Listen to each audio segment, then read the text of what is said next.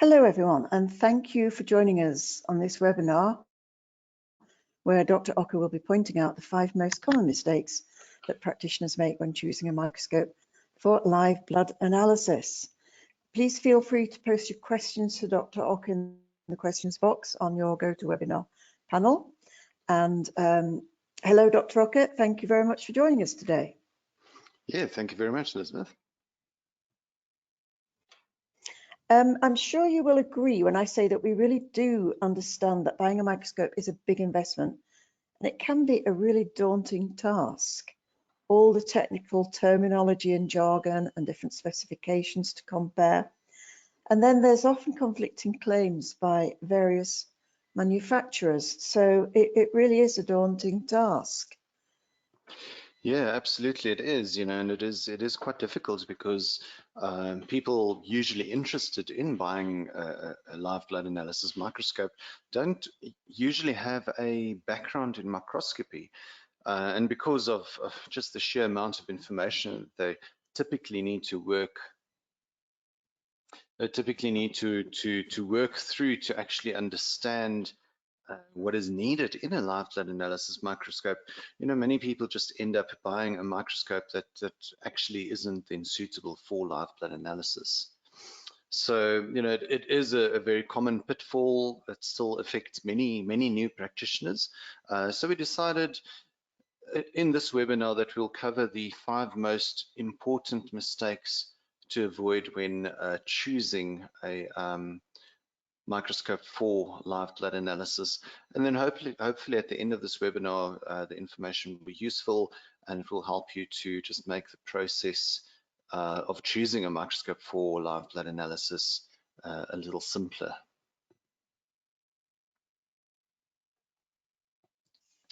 Okay, so let's get started with the first one. Right, mistake number 1 would be buying a microscope without learning about the required specifications and checking them carefully first, or in other words, buying a live blood analysis microscope in good faith. Now, we've said before, and this is something that we say fairly often, is that not all dark field microscopes are created equally. And this is there because there are a very specific set of features that are needed in a dark field microscope to make it actually suitable for live blood analysis. So where a standard dark field microscope may be suitable for viewing other samples in dark field, it won't be suitable for analyzing live blood in dark field. Microscope manufacturers that are not involved in live blood analysis training, generally none of them are, and they don't then have the necessary expertise to know exactly what is required in a dark field live blood analysis microscope. Now we have discussed the most important specifications in detail before in a previous webinar, and we had examples there showing how the view of the blood and what's visible in the sample changes when one of the requirements in the microscope is not met. Unfortunately, many people don't see this information until they've already bought a microscope, having bought it in good faith since it was being advertised as a dark field live blood analysis microscope. And understandably, since they are often a fraction of the price of a professional dark field microscope, so it is really tempting. It is crucial for anyone looking at buying a live blood analysis microscope to first become familiar with all the technical terminology and all the important specifications that are needed for a live blood analysis microscope, and to then carefully look at the specifications of the microscopes being sold to ensure that they fulfill all those requirements. Don't assume that because a microscope is being advertised as a dark field live blood analysis microscope that it will be suitable and will allow you to see all the dark field anomalies. So right, it's not that they are sort of deliberately lying, it's the fact that they actually do not know, because it's so specialized that a microscope salesman wouldn't actually know what's involved with live blood analysis. Is that right?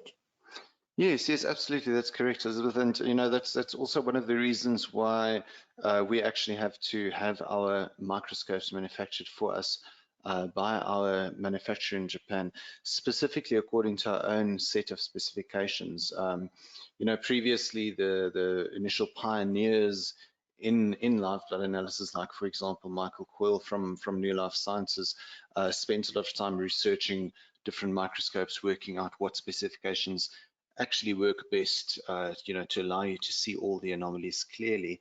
And it's not the standard features that one would get on a dark field microscope. So where a normal microscope manufacturer would provide a specific set of features on a dark field microscope, they're actually not aware of all these very specific nuanced type of features that are required to make it suitable for live blood analysis. Okay, thank you. All right, fantastic. So let's go on to mistake number 2, which is buying a microscope, knowing that it's not suitable for live blood analysis with the aim to build up a client base first. Now, some practitioners who are aware of the requirements in a live blood analysis microscope are reluctant to invest in a professional live blood analysis microscope initially, especially since they don't really have any live blood analysis clients yet. So they buy an inexpensive microscope with the aim to build up a client base, which will then justify the expense of a proper dark field microscope. Now, while this sounds like a reasonable approach on paper, what unfortunately happens in practice in these cases, and we've seen this in every single one of these cases, is that they never actually see the full potential of live blood analysis, as they're not able to see what they should actually be able to see in the blood samples. And this is then a major disadvantage that affects their results in practice, and they're never then able to actually build up a client base. It's a bit like a dentist starting out their practice with a manual drill, hoping to buy an electric drill one day when they have a large enough client base. Oh, gosh, that sounds painful. Yeah, I think most people would just go to the dentist with the electric drill anyway. Absolutely. All right, let's have a look at mistake number 3. Right, now this is a very important one, not looking at the actual wattage of the light source before buying a microscope. This is actually a really important feature, a critical point here. The strength of the light source is the first specification to actually check, and will usually determine whether a microscope will actually be appropriate for live blood analysis or not. LED illumination has become a lot more commonplace in microscopy, and many manufacturers or suppliers have LED illumination as a standard feature on their microscopes, but many of them don't actually specify the actual wattage of the LED light source. Many simply state LED light source with adjustable brightness. Now, for a microscope to be suitable for dark field microscopy, to make it suitable for live blood analysis, it needs to create a sufficient level of contrast in dark field to allow all those dark field anomalies to be visible. Now, for it to actually be able to do that, it needs to have at least a 50-watt halogen or the LED equivalent type of light source.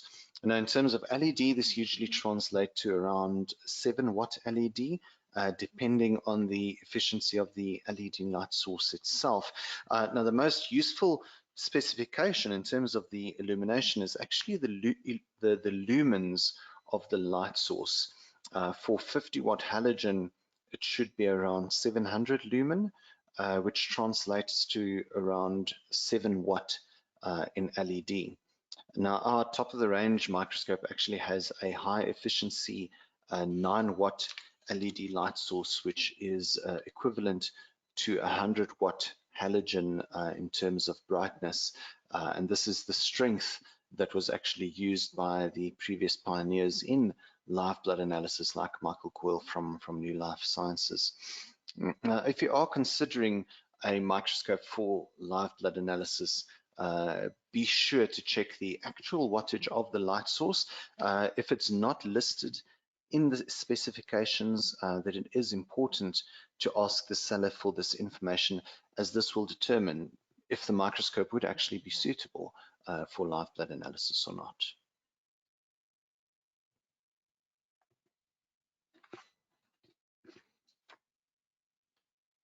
All right, let's move on to mistake number 4.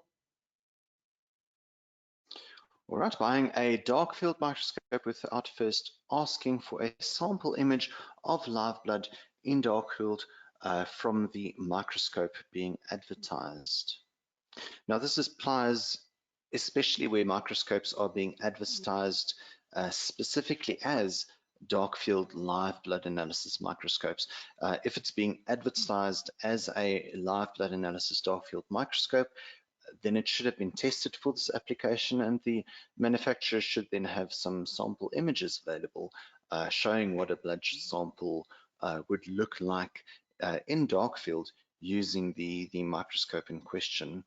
Now, it's important to be aware of the wide range of different specifications available in dark field microscopes and how they affect what can be seen in a sample. But the easiest way to see this for yourself without having to wade through all those technical specifications is to ask for some sample images. It will be really very apparent with the sample images which microscopes are more suitable for live blood analysis when you're able to see what type of images they produce.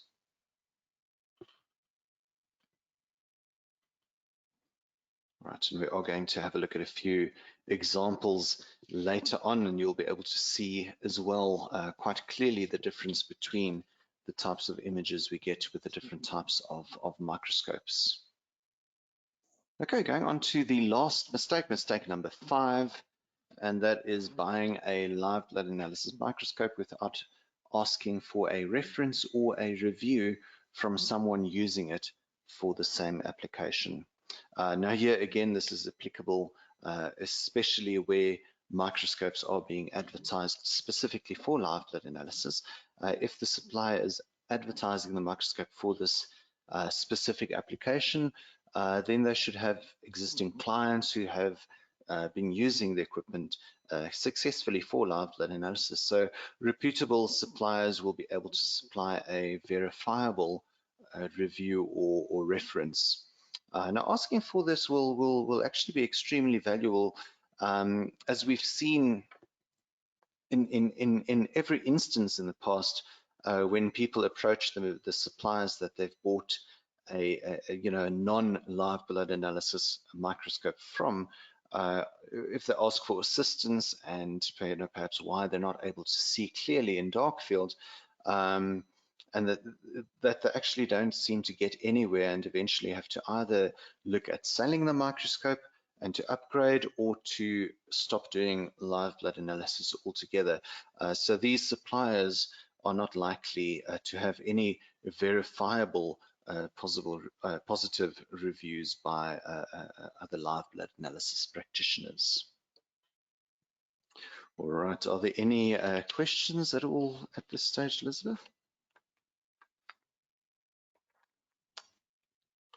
Do you have any questions? Please put them in the questions box. We don't seem to have anything for the moment, so please continue. Fantastic. Let's move on. So we're just going to have a look at a few examples, a few sample images. First, we'll have a look just at a few images taken with one of our microscopes. Now, these are the types of images that we should be seeing in live blood, and the main feature really comes down to dark field microscopy. We do tend to see a wide range or a high number of anomalies that are only visible in dark field and not visible at all in bright field or with any other application like phase contrast. And with dark field microscopy, it is really specialized when it comes to live blood analysis. So to actually get a very clear image like this, you need a very specific set of requirements in a microscope. Now, we have covered those features in detail in another webinar, but in this video, we are really just looking at the results, at what you're actually getting in a microscope, depending on whether it is compliant with those specifications or not. All right, so this is the type of image in dark field that we really want to see. And if you've not looked at live blood analysis before, you probably not really aware of what you're looking at here at the moment, but all these circular structures here are all the red blood cells, and we can see the outline quite clearly here. We can see the shape of the cell membrane really, really clearly, which is very important when assessing red blood cell health in live blood analysis. But what's even more important in this particular image are these white lines concentrated in the center here. So this is something that's fairly common in live blood analysis. It's indicative of liver stress. So as you can imagine, it is fairly commonplace, but one of those anomalies that's only really visible in dark field and will only become visible in bright field if it is extremely advanced. Obviously, in practice, we'd want to identify it before it gets to that stage. All right, we can see that these are quite fine structures, quite faint structures between the cells. Let's have a look at another image just to give you an idea of the type of clarity that we need in a dark field microscope. This is another live blood sample in dark field. Again, the red blood cells quite clearly visible as these bright circles here. We can see those lines again towards the lower left-hand quadrant here. And we can also see a high number of these very faint circular structures. These are ghost cells or red blood cells that have undergone a particular type of change, very important in microscopy. And then some other smaller spherical structures here, also really important, one of those dark field anomalies that are really only visible in dark field. So again, very faint structures that are not clearly visible unless we're using dark field. Very interesting image here. This is where things get really interesting in microscopy. We are seeing a tubular structure there. That's a bacterial growth form. And this other strand towards the top and in the middle here, also a bacterial growth form. There's actually one emerging on this side as well on the right hand side. So again, these are also very fine structures, not clearly visible unless the conditions are just right. Right, just another one of our dark field microscope images here. This one's quite interesting because we're seeing a lot of interesting things going on with this white blood cell. So we have a white blood cell upper left-hand quadrant here, and all these fine strands emerging from this white blood cell. Really a key indicator regarding the health of the immune system and the balance of the terrain within the system. Very interesting, very important to see as well. And again, because it is so faint, it's not something that's visible if it's not a properly, proper professional dark field microscope. Right. So we are going to look at just a few examples. We've had a look at a few examples of what live blood should look like in dark field under a proper system. Now we do have some examples of actual live blood dark field images that we've just taken from some of our attendee case study submissions. So these are submissions from our past attendees where they've submitted images from their own microscopes. As we mentioned, some people buy microscopes in good faith without first checking the specifications, or they buy a microscope hoping to eventually invest in a professional dark field microscope, or any of the other 5 mistakes that we've covered, but inevitably end up with a microscope that's not quite suitable. So we have some examples from case study submissions, and we've not altered or changed these images in any way. We've tried to present it exactly as we've received it. There is some difference in aspect ratios between the images. So to keep everything as fair as possible, we've kept the image height exactly the same. So some of them might be slightly wider, but the height will be the same, which is it gives you the same idea of what it would look like on a viewing screen then when viewing it under the microscope. All right, so we have an image on the left-hand side there from a non-live blood analysis microscope, and compared to an image also submitted from one of our other attendees with one of our microscopes with a proper live blood analysis professional dark field microscope. Very clearly obvious seeing the differences there between these 2 images. The first thing that's extremely obvious is just the level of magnification there. I think you can quite clearly see it. The image on the left-hand side is not nearly as magnified. So the cells are not nearly as large as the image on the right-hand side.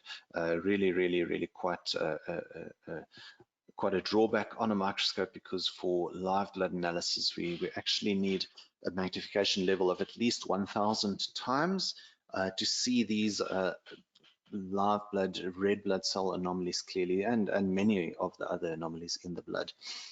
The example on the right-hand side, the magnification level there is about 1,600 times, and the magnification level on the left is probably around 600 times. So you can't see very much at all on the sample on the left, and you can't see any of the plasma. Absolutely, Elizabeth, and that I think that's the problem, because with for people that are not experienced with live blood analysis, if they were to see the image on the left, it looks quite good. The cells look quite bright, and it seems like it would be a suitable type of setup. But compared to what we should actually be seeing, as you can see on the left there, and the attendee is indicated an area there in the plasma. Pointed out the fibrin that's visible in the plasma there, and this is already at a fairly high degree of development. So, with the picture that we have here on the left-hand side with the arrangement of the red blood cells, it's actually quite likely that there will be some areas of fibrin in between here, but it's not visible at all with this type of setup. And the problem with that is that as the practitioner, you're simply not aware of what you're missing.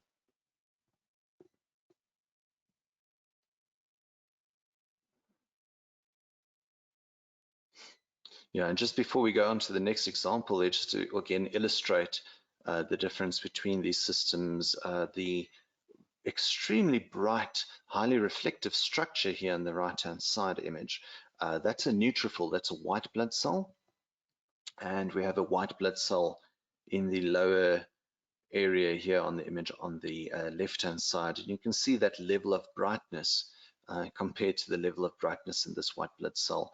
That's the degree of difference in contrast that that's missing from the system on the left-hand side.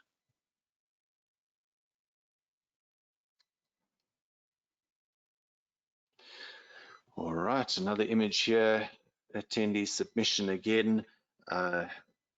Very unclear dark field image there.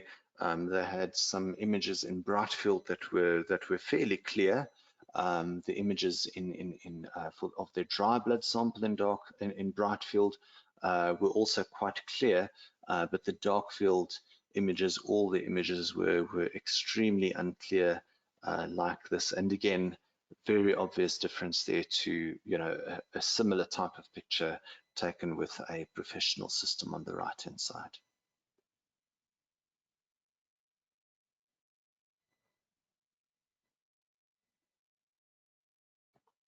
So in dark field, we are especially interested in all the anomalies and structures in the plasma between the cells.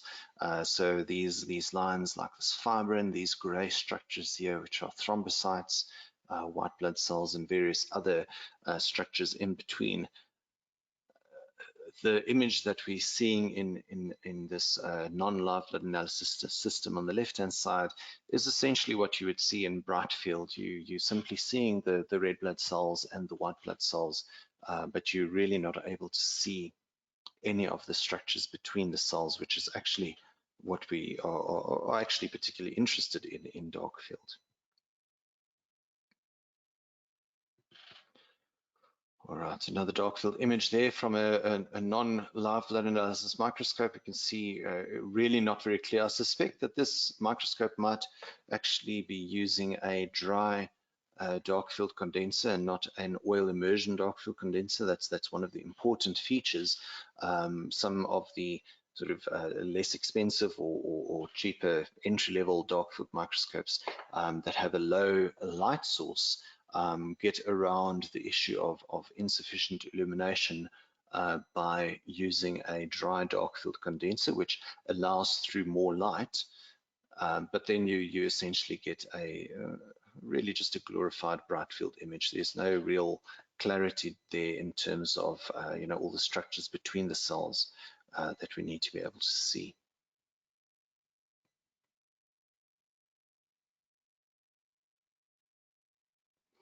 Again, quite obvious when looking at the image on the right hand side here and what we actually should be able to see. So we have a thrombocyte towards the center here, the sort of star-shaped structure. We have a pteroharpin that's developed from it. That's a pleomorphic structure, and these strains that are emerging from here are actually bacterial growth forms as well that are taking place there. Really important anomalies to be able to detect, and completely impossible if the microscope is not suitable.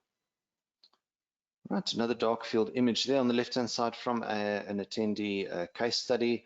And this is also a very good example because we can again see just compared between the two images the degree of brightness of these white blood cells. So the brightness that we have in the image on the right-hand side is really the level of brightness that we should see with these particular types of white blood cells, and nowhere near as bright as it should be in the image on the left-hand side. And again here, we're struggling with the same issue in that we have an image where we're really able to only see bright field anomalies. We're not really able to see any of the dark field anomalies.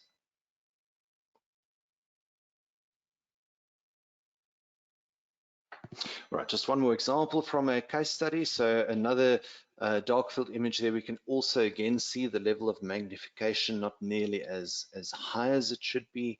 The clarity is not near what it should be either. Now, interestingly, the attendee actually submitted this image and pointed this paler cell out here, pointed it out as a ghost cell, which is a particular type of red blood cell anomaly where the red blood cells become less reflective, actually visible in this image on the right hand side as these sort of spherical structures here.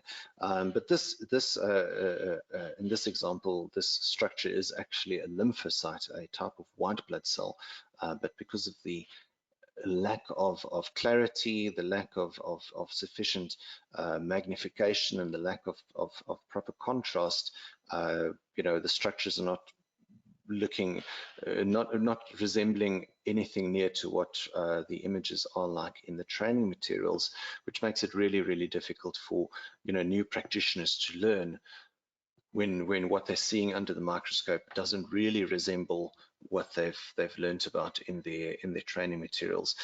So here we had a white blood cell that was actually identified as a red blood cell anomaly purely because the microscope is not actually suitable for live blood analysis.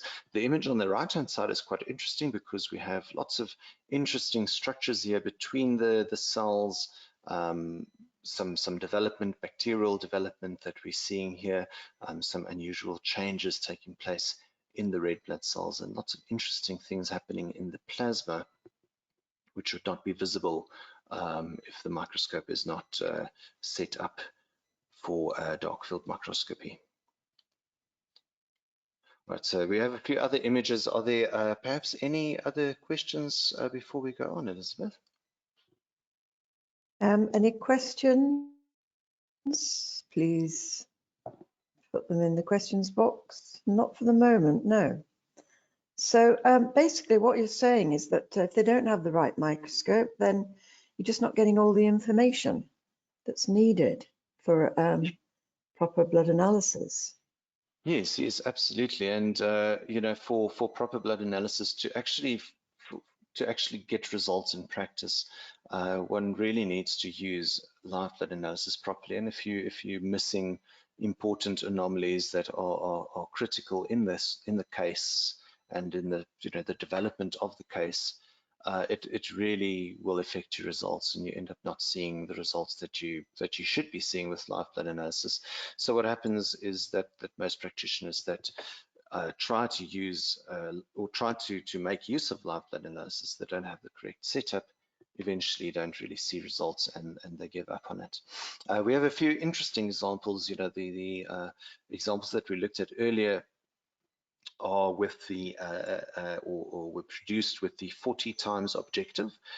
So that's a type of lens on the microscope that produces a specific level of magnification. So with that 40 times objective, we are achieving a magnification of about 1,600 times on the screen, which is sufficient for most live blood anomalies. But the added benefit then is we have 100 times objective also available, that when it's used and when it's in place, we're then achieving a magnification level of 4,000 times on the viewing screen, which is really sort of pushing the boundaries of what's possible with optical microscopy, but it allows us to see all these really interesting things in the plasma as well. And there's these rod-like shapes visible here, developing around the thrombocytes, pleomorphic bacterial forms.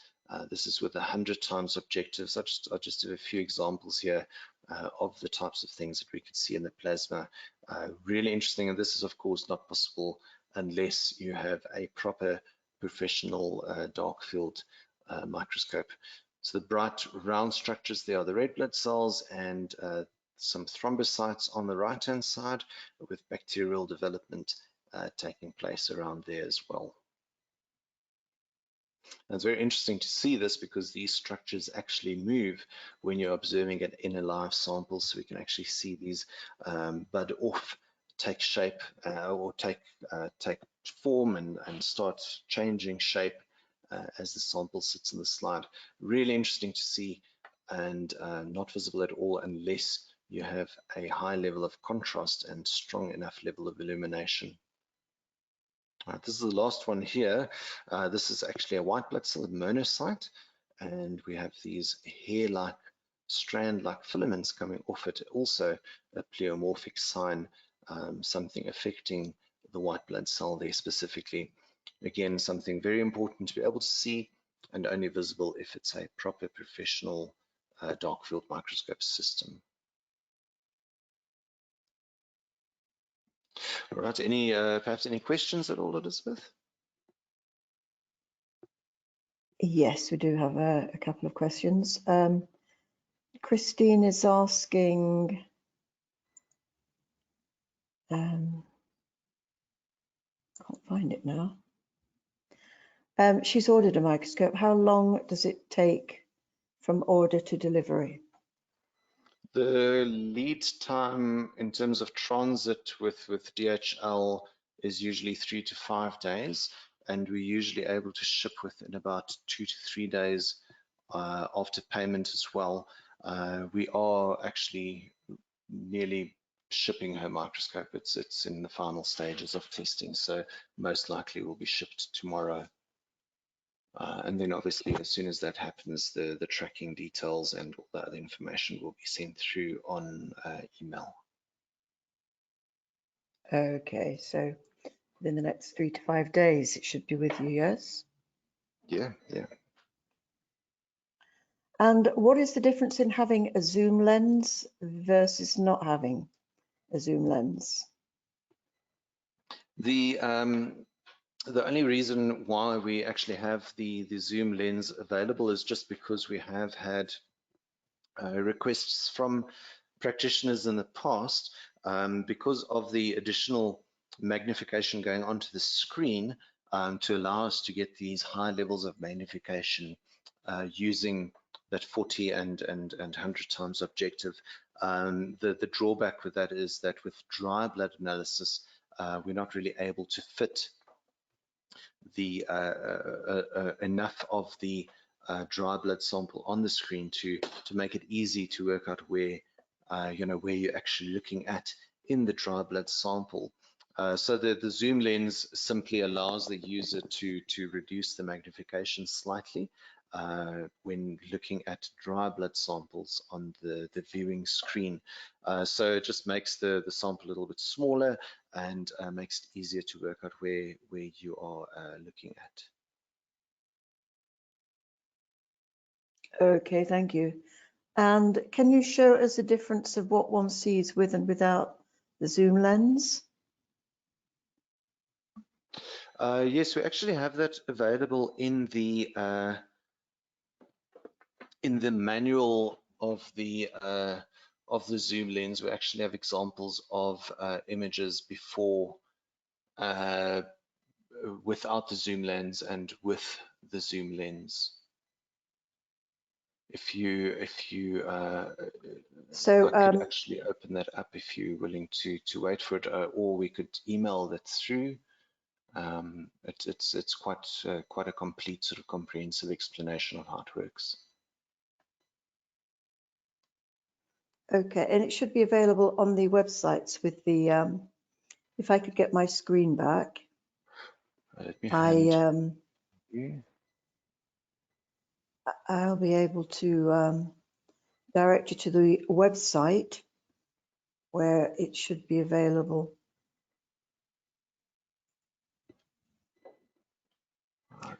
www.livebloodonline.com/microscopes. If you look under the accessories there, you will find the brochure or the information on the zoom lens with those pictures. But I will also send you that information, Christine, because you're requesting it, so I'll get that to you as well. I'll send you the links to that. Christine is saying, I've yet to find the manual. We did send login details or access details to the online training site. I'm not sure if she's received that. If you could just let us know that you've received that email, that's obviously quite important, because that's the main sort of platform where you would access your training materials. And then we are shipping a set of wall charts and a USB manual with the microscope. It will be shipped at the same time. And there's a printable version of the training manual on the flash drive that you can use if you would like to print an actual hard copy of the manual. Okay, thank you. Any more questions? Please pop them in the box there and just make a note to send you that information.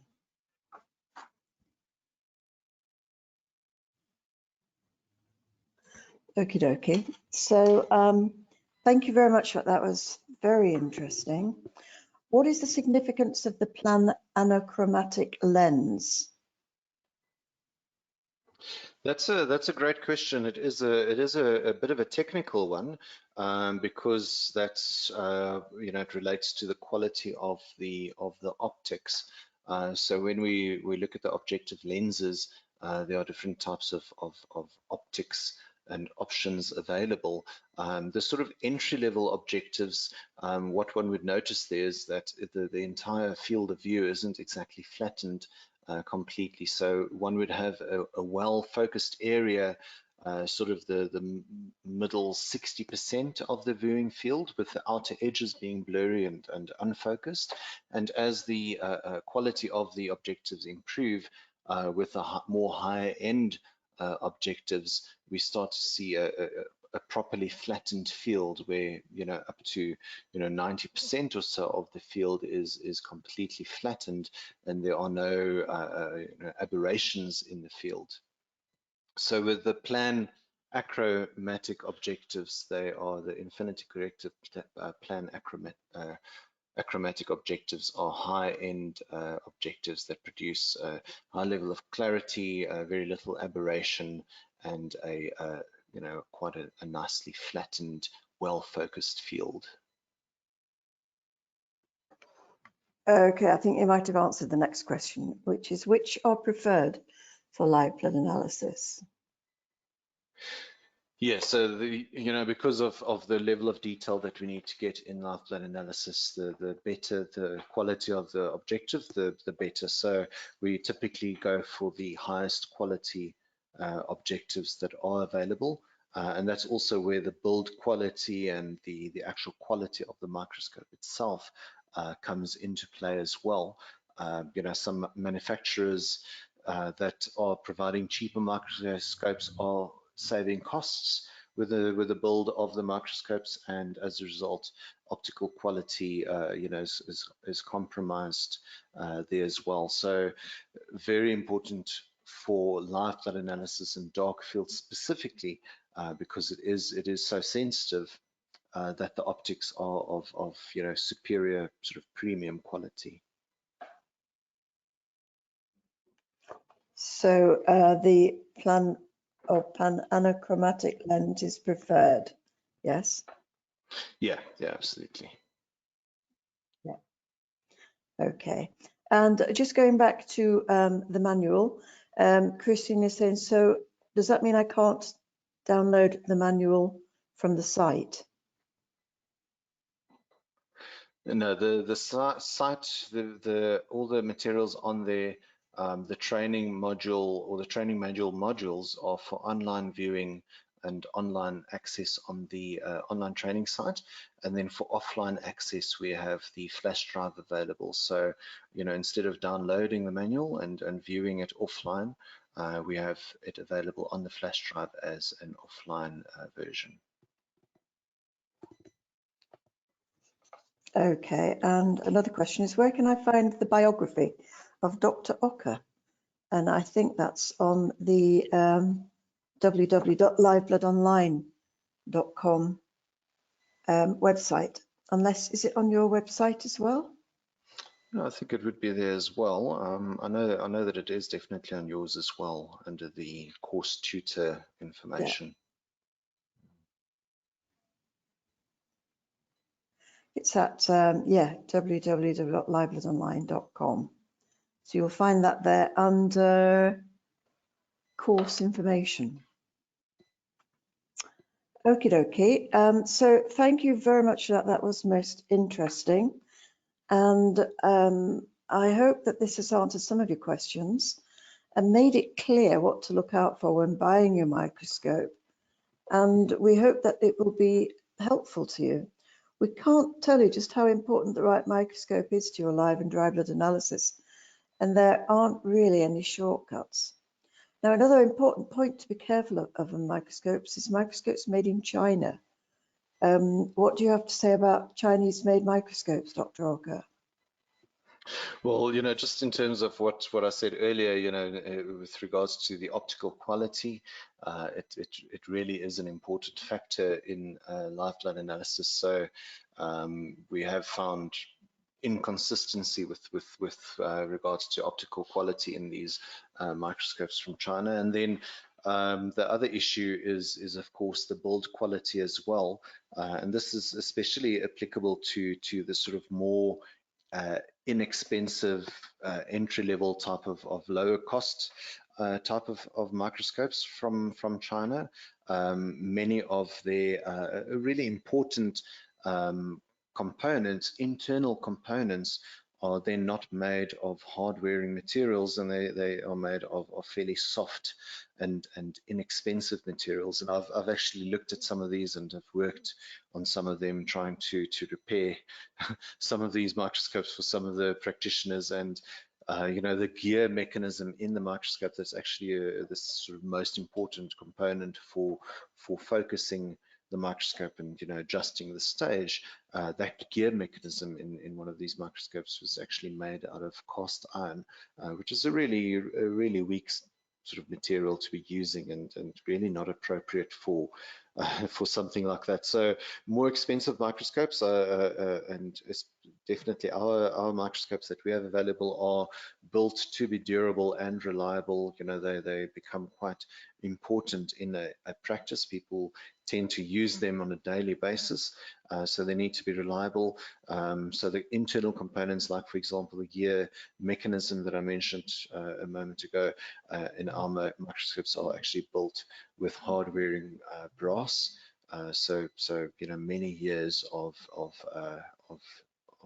work without any sort of issues as a result of wear and tear.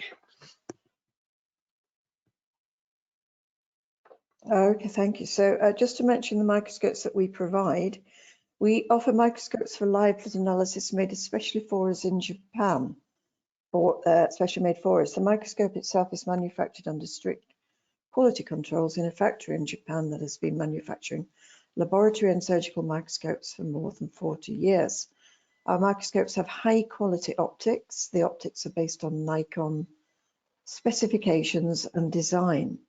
The Neogenesis range of live blood analysis microscopes that we recommend offer the best quality setup at the best price possible. The image quality is comparable to the high-end dark field microscope brands without their high price, and our microscopes have a 2-year warranty. We're currently offering free shipping, international shipping by courier on all of our microscopes. If you're considering buying one, it may be a good time to do that while the offer is on. You'll find more information on our website. We're always happy to help you if you have any questions. And if you want any more information about microscopes or want information on our training courses, then please email us at info@livebloodonline.com. We also offer an entry-level microscope at a reduced price for attendees on a budget. It has everything needed to practice live blood analysis now, and the camera can be upgraded at a later date. So let us know if you'd like more detail, more about that, and we'll email you all the details. Anything to add to that, Dr. Ocker? I think that covers it, Elizabeth. If there are any questions, we are available. I think we are at an advantage to other microscope suppliers, you know, that are supplying live blood analysis equipment, because we are actually involved in live blood analysis ourselves. You know, I've worked with it for many years in my own practice, and we're involved with the training as well. So, you know, we actually know what these microscopes need to have, and are able to help. You know, if you've come across a microscope that looks suitable, you're also welcome to send us an email, and we'll be able to go through the specifications with you. Okay, so yeah, thank you very much for that, and thank you all very much for joining us. As I say, do send any questions in, and we'll be glad to help you if you have any questions about choosing the right microscope. So it's goodbye from me, and thank you, and goodbye from Dr. Ocker. Thank you very much. Bye-bye. Thank you. Bye-bye.